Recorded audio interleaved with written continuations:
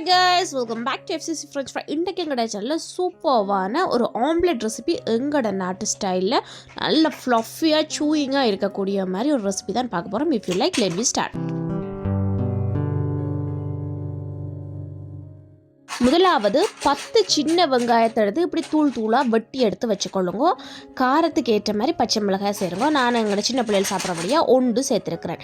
பேனில் 1 table spoon எண்ணெய் சேர்த்துட்டு, நல்லெண்ணெய் சேர்த்துட்டு இந்த சின்ன வெங்காயத்தையும் பச்சை மிளகாயும் நல்லா வதக்கி எடுக்க வேணும். வதக்கிறதுக்கு மேலே முட்டையை உடைச்சி ஊற்றுறன்னு நினைப்பீங்க, அதுதான் இல்லை. இதை நல்ல வடிவாக ப்ரௌன் கலரில் வதக்கி எடுத்துட்டு இதை தனியாக ஒரு பாத்திரத்தில் சேர்த்துட்டு இதோட 3 பெரிய முட்டையை உடைச்சி எடுக்கிறேன். நான் எடுத்துட்டு இதுக்கு அளவான உப்பு, மிளகு 2 சேர்த்துட்டு நல்லா நுர பொங்க பீட் பண்ணி எடுக்க வேணும். எடுத்தீங்கன்னு சொன்னால் தான் அது நல்ல ஃப்ளஃபியாக வரும், நல்ல கேக் மாதிரி பொங்கி வரும், சாப்பிடவும் நல்ல டேஸ்ட்டாக இருக்குது. 1/4 டீஸ்பூன் போல் வறுத்த சீரகத்தின் தூள், இது வாசமும் நல்ல ஒரு டேஸ்ட்டையும் தரும்.